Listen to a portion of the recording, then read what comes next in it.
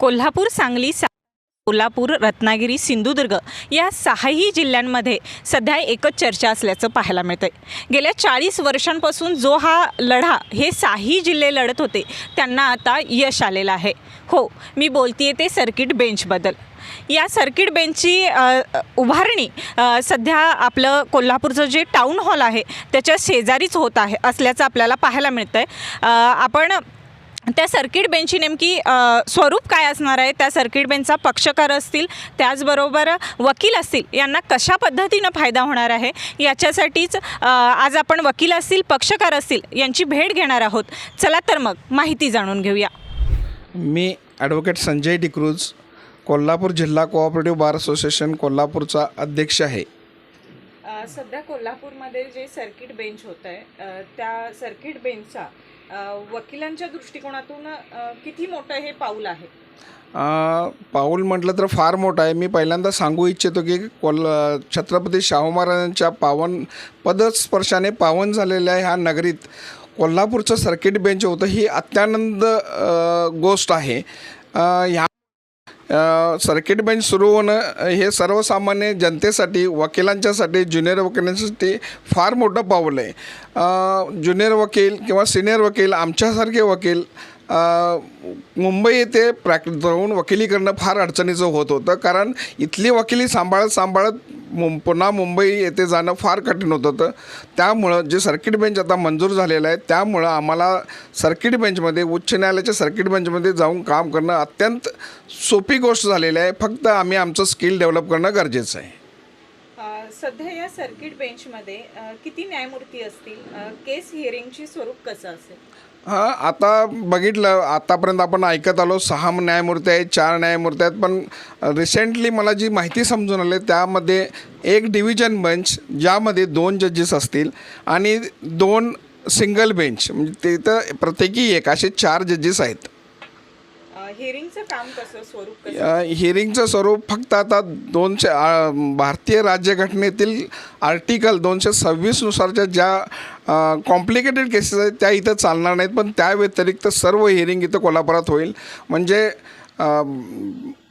प्रथम वर्ग न्यायदंडाधिकाऱ्यांच्याकडे चाललेली केस अपिलात जाईल, जिल्हा न्यायाधीशांच्याकडे जाईल, जिल्हा न्यायाधीशांच्या आदेशावर जे अपील होणार आहे, फर्स्ट अपील किंवा त्यावर जे आदेश होतील ते आदेश सर्किट बेंचमध्ये चालणार आहे आणि हे सर्किट बेंच रेग्युलर आहे। सर्किट बेंचमुळे खटल्यांच्या निपट्याला वेग मिळेल का? निश्चितच।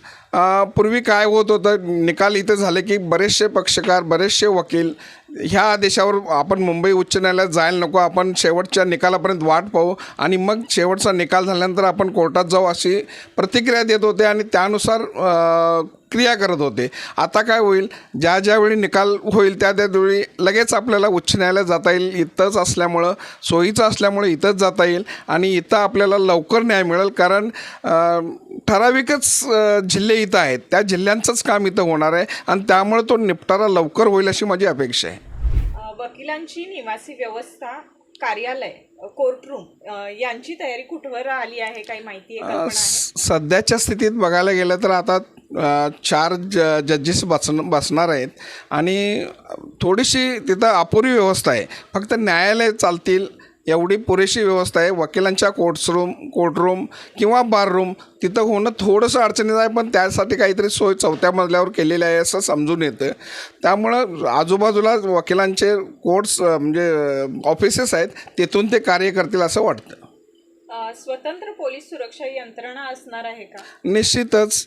उच्च न्यायालयाचं सर्किट बेंच असल्यामुळं तशी स्वतंत्र व्यवस्था करावीच लागते, कारण सेक्युरिटी तेवढी द्यावी लागते न्याय यंत्रणेला। कारण येणारा प्रत्येक पक्षकार कसा आहे, एक म्हणजे जसं डिस्ट्रिक्ट कोर्टामध्ये सामान्यपणे पाहिलं जात होतं तसं उच्च न्यायालयामध्ये पाहिलं जात नाही, त्यांची सेक्युरिटी तपासली जाते। त्यासाठी स्वतंत्र पोलीस यंत्रणा निश्चितच तिथे असणार आहे।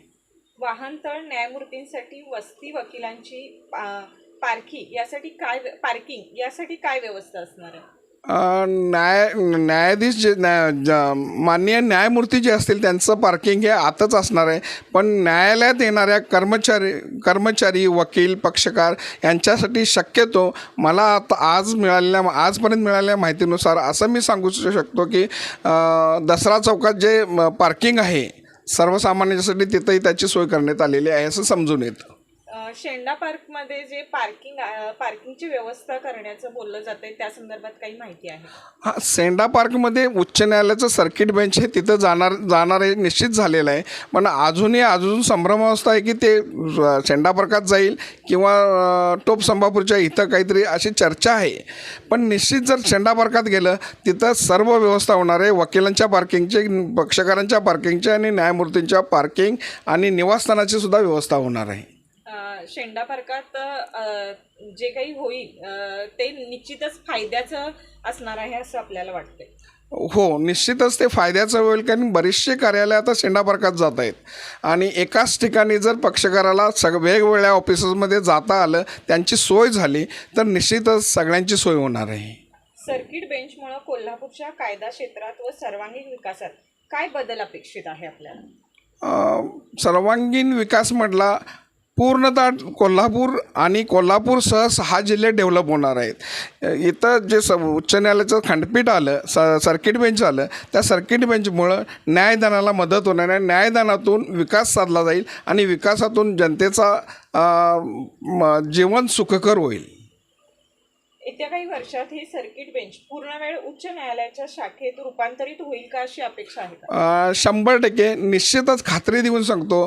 कोल्हापुरातील वकील आणि कोल्हापूरसह 6 जिल्ह्यातील वकील ज्यावेळी इथं वकिली करतील सर्किट बेंचमध्ये त्यावेळी जिद्दीनं काम करतील, न्यायानं काम करतील, अभ्यासू वृत्तीने काम करतील.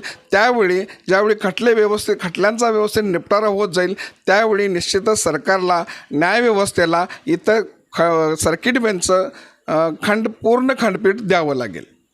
सामान्य जनतेच्या दृष्टिकोनातून याचे फायदे कसे होणार आहेत? सामान्य जनतेच्या फायद्याचे इथं भरपूर फायदे आहेत. एक तर सामान्य जनतेला इथं निकाल लागल्यानंतर जिल्हा कोर्टात किंवा प्रथम वर्ग दंडाधिकाऱ्यांच्याकडे निकाल लागल्यानंतर त्यांना न्यायासाठी उच्च न्यायालयात मुंबईला जावं लागत होतं. मुंबईला जाणं त्यांना खर्च परवडत होता. त्यामुळं बऱ्याच वेळा पक्षकार मुंबईला जायचं टाळत होतं आणि त्यांची नैसर्गिक जी हक्क होते ते दाबले जात होते. आज कोणताही गरीब पक्षकारसुद्धा आपल्या वकिलाला सांगू शकतो की मला न्यायासाठी उच्च न्यायालयात जायचं आहे आणि मी उच्च न्यायालयात जाऊ शकतो आणि मला न्याय मिळवून द्या.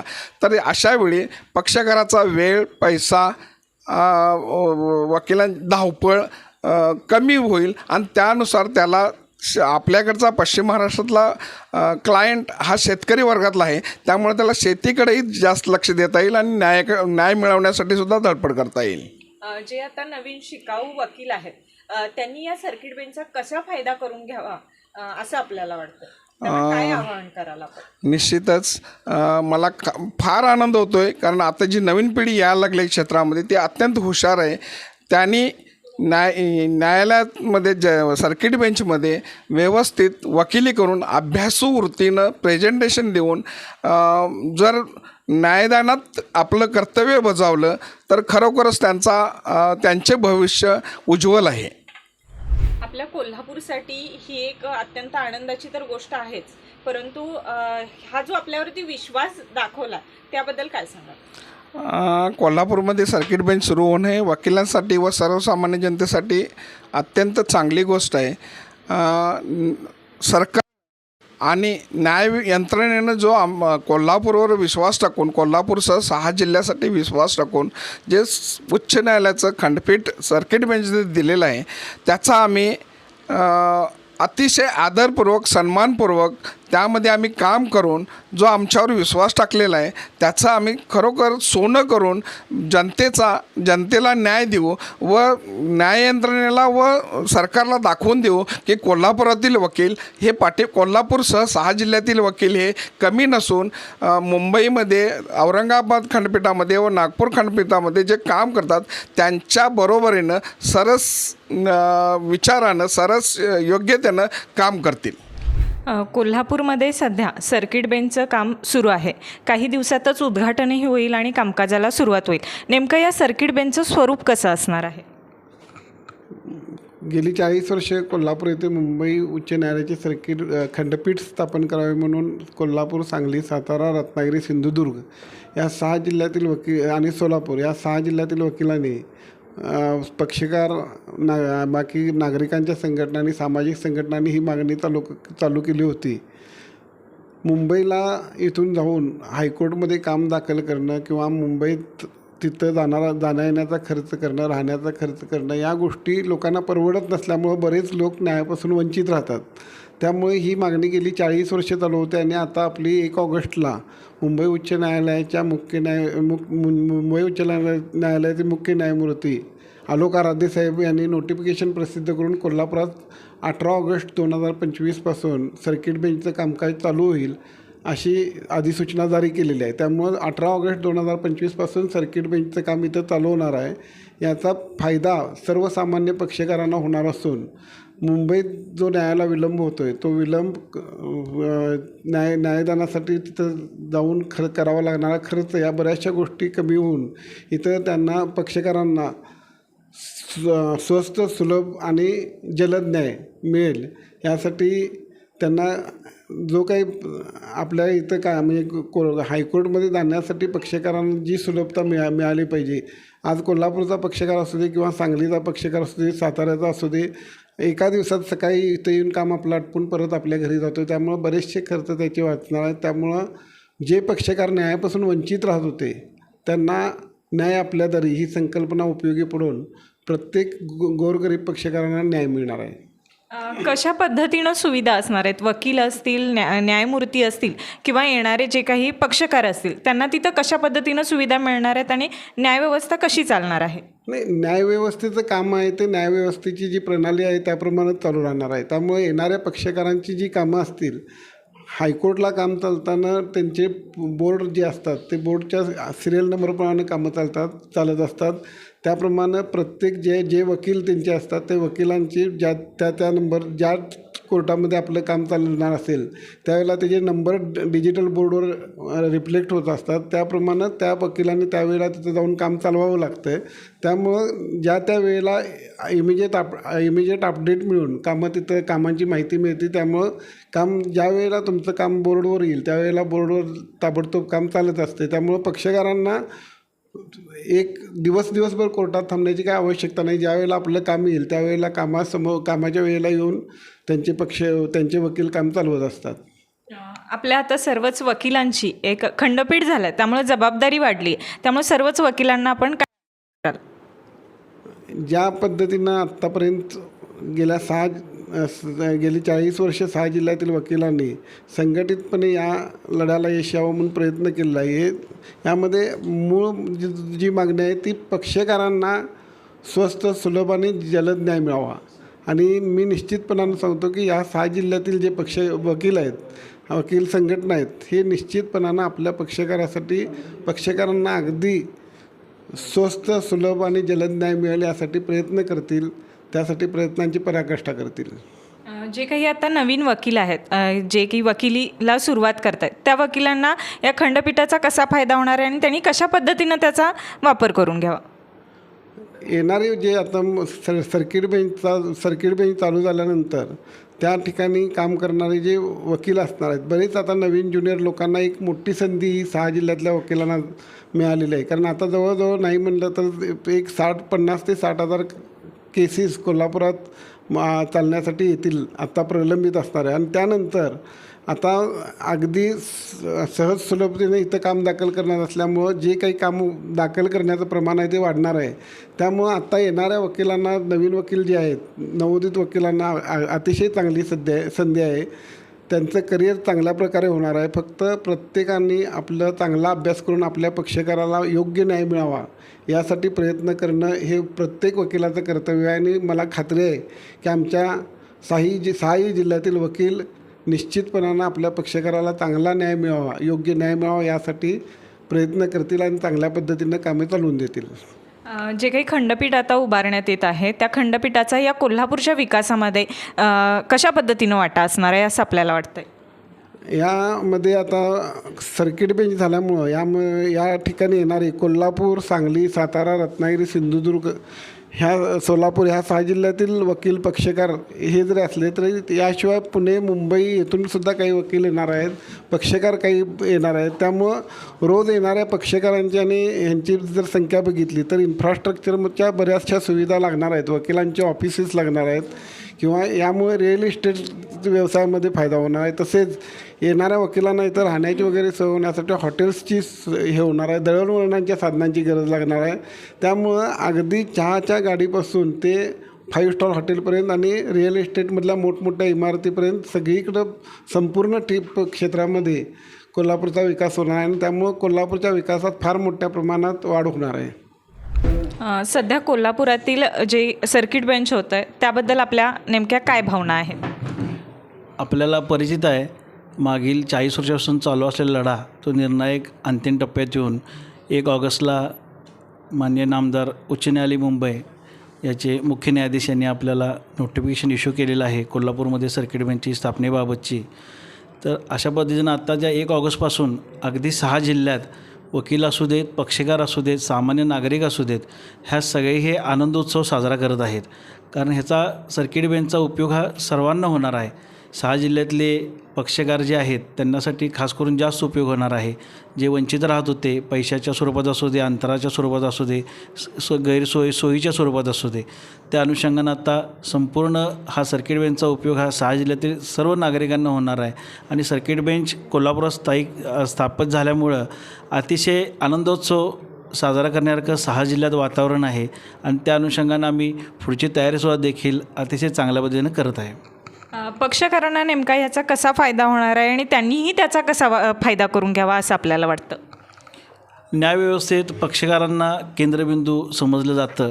तोच केंद्रबिंदू समजून पक्षकारांवर कुठलाही अन्याय होऊ नये अशा दृष्टीकडून पक्षकार कुठलाही ह्या न्यायव्यवस्थेमध्ये आता वंचित राहणार नाही. पूर्वीचं आपण पाहता की पक्षकारांना जे शक्य होत नव्हतं, कारण पैसा, वेळ, अंतर असू दे, ते वंचित राहायचे. त्या अनुषंगानं ते पोचू शकत नव्हते. न्याय कुठला जर मागायचा असेल त्यांना तर ह्या कारणासाठी ते वंचित राहायचे. आता त्यामुळं त्यांच्यावर कुठलाही अन्याय होणार नाही.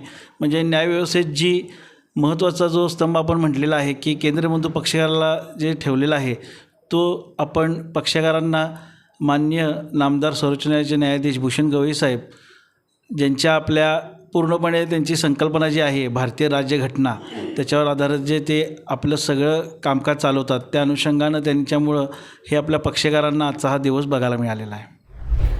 कोल्हापूरच्या सर्किट बेंचला मंजुरी मिळाली आहे आणि सध्या त्याचं कामकाजही सुरू आहे. काही दिवसांनी उद्घाटन होईल आणि सुरळीत कामकाजाला सुरुवात होईल. आपल्याला सर्किट बेंचबद्दल नेमकं काय वाटतं?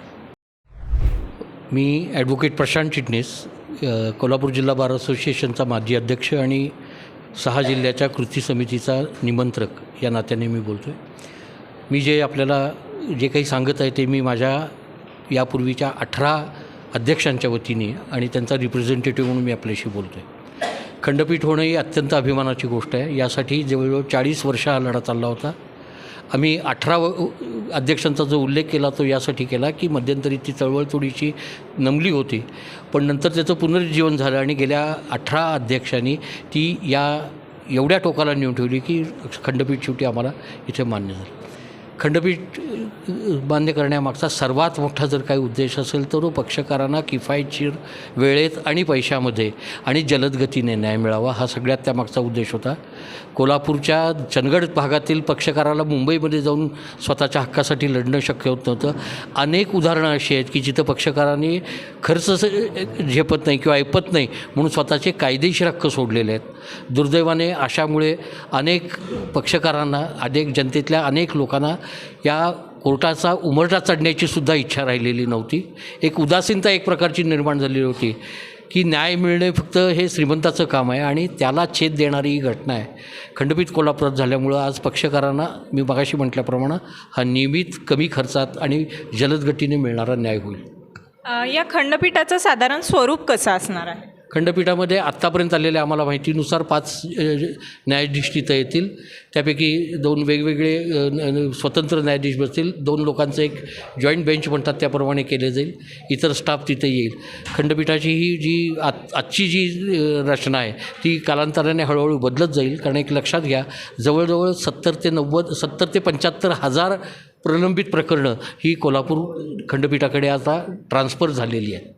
त्यामुळं त्याचा व्याप लक्षात घेता 6 जिल्ह्यातले वकील, 6 जिल्ह्यातले पक्षकार या सगळ्या बाबी लक्षात घेता हे खंडपीठ आणि खंडपीठातली न्यायाधीशांची संख्या लवकरच वाढत जाईल याची मला खात्री आहे. जे नवीन वकील आता आहेत त्या वकिलांना आपण काय सांगाल? कशा पद्धतीनं जे काही आपल्या कोल्हापुरात खंडपीठ झालं आहे त्याचा फायदा कसा करून घ्यावा या संदर्भात त्यांना काय आवाहन करा? मी गेल्या 34 वर्ष जे स्वप्न बघितलं होतं ते स्वप्न आत्ता कुठे साकार झालेलं आहे. पण नवीन वकिलांच्या दृष्टीनं बघितलं तर ते इथं आल्या त्यांना ही नवी सुवर्ण संधी मिळणार आहे. बस अपार कष्ट करा. आज खंडपीठ मिळाल्यानंतर बॉम्बेच्या फेऱ्या संपलेल्या आहेत. इथे काम केल्यानंतर फक्त आता दिल्लीला सुप्रीम कोर्टात जाऊन तुम्हाला न्यायाचा दरवाजा ठोठावायचा आहे. तुमच्या पक्षकारांना हायकोर्टपर्यंत न्याय मिळवून देण्याची जी संधी मिळाली आहे या संधीमध्येच तुमच्या पक्षकारांचे बऱ्या अर्थाने न्यायनिवाडे इथंच होतील. सुप्रीम कोर्टापर्यंत जाण्याची फारशी त्यांना गरज लागणार नाही. यासाठी तुम्ही प्रयत्न करत राहा. पुढचं भवितव्य सर्व तुमचंच आहे आणि ते अतिशय उज्ज्वल आहे. आता पुन्हा वकील होऊ की नको, वकिलीत प्रॅक्टिस करू का नको हे प्रश्न येण्याचं कारण खरं तर नाही आहे. खंडपीठ झाल्यामुळे हा प्रश्नच उरणार नाही की वकील होऊ की नको. निश्चित नाही, हा प्रश्न आता उरण्याचं कारण नाही आहे. मी परवाही एके ठिकाणी बोलताना सांगितलं आहे की पूर्वी फक्त मेडिकल आणि इंजिनिअरिंग कॉलेजला डोनेशन्स होती. आता आमच्या लॉ कॉलेजलासुद्धा डोनेशन्स घ्यावे लागतील इतपत लोकसंख्या आता तिथं निर्माण होईल. आणि हे उन्नतीचा मार्ग आहे. आता हा लक्षात घ्या, ज्या समाजामध्ये वकिलांचा न्यायाचा ज्या ठिकाणी आदर सन्मान आहे तो समाज कधी पिछाडीच राहत नाही. आणि जसा समाज पुढे जाणार तशा वकील वर्गातला जास्तीत जास्त संध्या उपलब्ध होणार आहेत. कामाचा निपटारा जेवढा होईल त्याच्यापेक्षा प्रचंड गतीने नवीन कामं येणार आहेत. त्यामुळे अतिशय भाग्यशाली आणि उज्ज्वल असा हा येणारा भविष्यकाळ आहे असं माझं म्हणणं. या 6 जिल्ह्यातील जे काही सामान्य नागरिक आहेत ज्यांना की बाबा ह्याआधी एखादा न्याय मिळण्यासाठी ती परवडेबल प्रोसेस नव्हती, मग त्या सामान्य जनतेला कशा पद्धतीने या खंडपीठाचा फायदा करून घ्यावा याबद्दल काय माहिती सांगाल? नाही, निश्चितपणे लक्षात घ्या की मगाशी मी म्हटल्याप्रमाणे काही बरेच लोकांचे असे हक्क त्यांनी सोडून दिले होते की ते हायकोर्टला जाणं हे करणं शक्य नाही. पण त्या सगळ्या गोष्टी आता इथे जलदपणे होतील. दुसरी गोष्ट लक्षात घ्या, हायकोर्ट इथं आल्यामुळे इथली जी स्थानिक कोर्ट आहेत जी पूर्वीपासूनची आहेत त्या कोर्टांच्या कामाची सुद्धा वेग वाढेल. वकिलांचासुद्धा कामं संपवण्याच्याकडे जास्तीत जास्त ओढा राहील. जास्तीत जास्त पद्धतीनं कामाचा निपटारा होणे. इतर मेडिएशन्स वगैरे आमच्या अतिरिक्त बाबी आहेतच की ज्यांच्या आधारे आम्ही निपटारा करण्याचा प्रयत्न करतो आहे. पण इथे खंडपीठ झाल्यानंतर जो दरम्यानच्या काळात वेळ जात होता, वेळेचा अपव्यय वाचणार आहे, पैशाचा अपव्यय वाचणार आहे आणि जलदगतीने न्याय मिळणार आहे. त्यामुळं सामान्य पक्षकाराला आता त्याच्या हक्काचं संरक्षण करण्याची पुरेपूर संधी उपलब्ध इथं होईल. मी रणजित बापूसो गावडे 2019 ते 2021पर्यंत कोल्हापूर जिल्हा बार असोसिएशनचे अध्यक्ष म्हणून मी काम केलेलं आहे.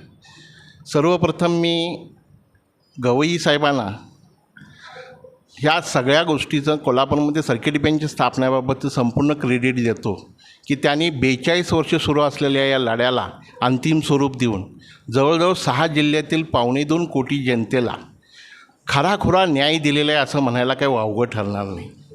आज कोल्हापूरमध्ये सर्किट बेंच व्हावं ही मूवमेंट 1982ला स्टार्ट झाली आणि आता 2025मध्ये त्याला अंतिम स्वरूप प्राप्त झालेलं आहे. या खंडपीठानं या 6 जिल्ह्यांचं आणि त्यामध्ये रखडलेले आमचे जे काही पक्षकार आहेत त्यांना खराखुरा न्याय मिळेल असं मला आता मनापासून वाटतं मॅडम. कारण आपण जर बघितलं तर केंद्राचं सुरुवातीपासून जो धोरण आहे की जस्टिस ॲट डोअर आणि ती खरी संकल्पना जर पूर्ण केली असेल तर गवई साहेबांनी ते मूर्त स्वरूपात आणून त्याला पूर्ण केली असं मी आपल्याला सांगेन. या खंडपीठामुळं फक्त पक्षकारांचंच नाही पण कोल्हापूर सह 6 जिल्ह्यांचा चेहरामोहरा बदलेल. प्रत्येकाला न्यायाची जी प्रतीक्षा होती ती त्यांच्या नजरेसमोर होईल. कमी खर्चामध्ये त्यांना योग्य असं न्यायदान मिळेल असं मला वाटतं. आता आपण फायद्याबद्दल बोलला की या कोल्हापूरच्या जनतेलाही याचा नक्कीच फायदा होणार आहे. त्याचबरोबर हॉटेल व्यावसायिक असतील किंवा इतर व्यवसायही वाढीस लागणार आहेत. कोल्हापूरची नेमकी प्रगतीमध्ये या खंडपीठाचा वाटा कसा असणार आहे असं आपल्याला वाटतं? कोल्हापूरमध्ये आपण जर बघितलं तर ते हायटेक सिटीमध्ये सुद्धा कोल्हापूरला वगळण्यात आलं. आज माझ्या माहितीप्रमाणे कोल्हापूर ब्लॅकलिस्टेड होतं. मात्र मी आत्ता नक्की आपल्याला आश्वासित करतो की या खंडपीठा सर्किट बेंचच्या स्थापनेमुळं कोल्हापुराचा पूर्ण व्हिजन चेंज होईल, चेहरामोहरा पूर्ण बदलून जाईल.